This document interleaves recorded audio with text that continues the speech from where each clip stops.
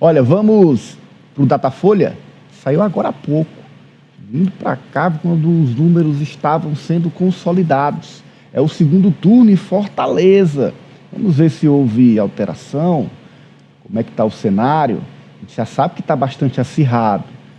Continua? Vai lá, Alessio. Realizada de 15 a 17 de outubro, com 826 pessoas, a margem de erro é de 3 pontos percentuais e o nível de confiança é de 95%. Os novos números são... André Fernandes, do PL, 45%, teve uma queda de 2 pontos. Evandro Leitão, do PT, 43%, também teve uma queda de 2 pontos. Brancos nulos ou nenhum, 8%, um acréscimo de 2 pontos. Não sabe ou não respondeu, 4%, também cresceu 2 pontos. Tá aí o que mais lhe chama a atenção, Marta Santos. Ananias, a quantidade de votos brancos e nulos e a de eleitores que não sabem em quem votar. As duas análises aumentando, né? Na verdade, os dois números aumentando, tanto de eleitores que não sabem, quanto dos indecisos ou dos brancos e nulos. E, claro, o decréscimo, a perda ali de intenções de votos dos dois candidatos. A eleição já está bem acirrada, está havendo ali um empate técnico entre os dois nomes, com o candidato do PL um pouco à frente, mas os dois perderam em intenções de votos e, em contrapartida, os eleitores ali que podem votar branco, nulo ou não sabem cresceram. E aí fica o questionamento a que se deve, né? Visto que os dois estão muito empenhados e muito engajados nessa campanha. O André Fernandes, por meio das redes sociais, eu diria que principalmente, todo dia, pelo menos do que eu vejo, que eu consigo acompanhar, ele lança um jingle, uma musiquinha diferente na rede social dele.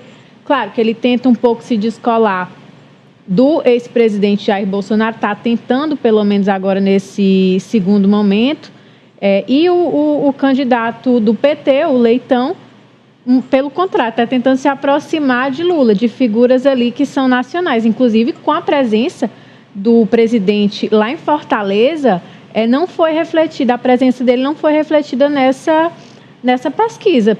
Pelo visto, não surtiu tanto efeito como era esperado pela campanha.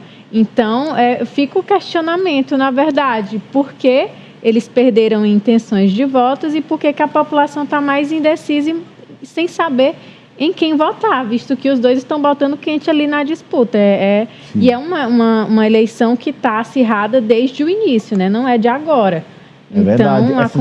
Essa já é a segunda pesquisa do Datafolha e ela mostra aí essa alteração dos dois negativa dentro da margem de erro. Agora você cita um ponto importante.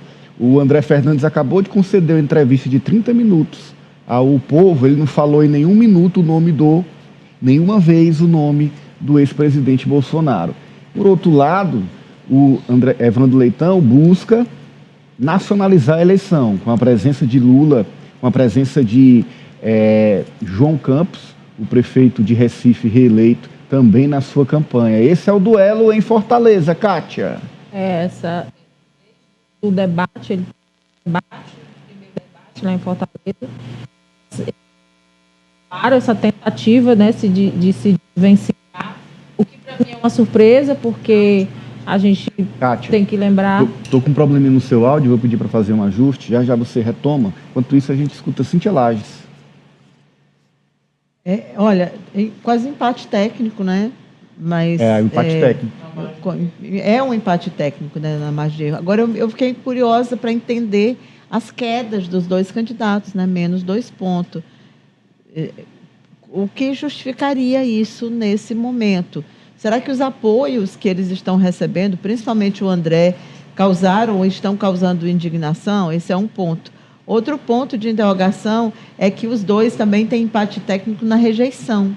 Sim. É super curioso isso, porque lá vai ser difícil mesmo a eleição, porque rejeição mais ou menos igual e aprovação, né, digamos assim, preferência de voto também muito empatado. A eleição até aqui bem equilibrada. É uma eleição de rejeição também, né? Não só de intenção de voto, mas de rejeição também. Os dois campos muito acirrados. Agora sim, Kátia. Ponto que está sendo questionado pelas duas campanhas. Eu tenho lido muito assim os noticiários do Ceará e é um ponto que para as duas campanhas, os estrategistas, quase não sai, das duas campanhas está essa incógnita, essa questão dos apoios, por que esses apoios não estão fazendo essa diferença. E essa vontade de se distanciar aí do André, né, do ex-presidente, daquela imagem, e que na verdade, quem lançou André nacionalmente foi o filho do ex-presidente Jair Bolsonaro, o senador Eduardo Bolsonaro. A partir aí de declarações que ele colocou, que ele se destacou na internet, né, não só pelo episódio da aula de depilação, mas depois por outros momentos. E aí virou deputado com posições polêmicas, mas agora tem essa tentativa porque percebe-se que o que tinha de agregar já agregou, né? E os apoios não surtiram aí os efeitos esperados. Tem mais debates. A ideia, né, o consenso ali é que segue aberta a disputa em Fortaleza. Para trazer o dado aqui, a rejeição de André Fernandes é de 47%. Subiu 1 ponto em relação à pesquisa anterior. 47% rejeita André Fernandes. A rejeição de Evandro Leitão é de 45%. Caiu 1 ponto percentual em relação ao levantamento anterior. Alessia. É uma rejeição muito alta, quase 50%, quase metade dos entrevistados rejeitam os dois candidatos. É surpreendente.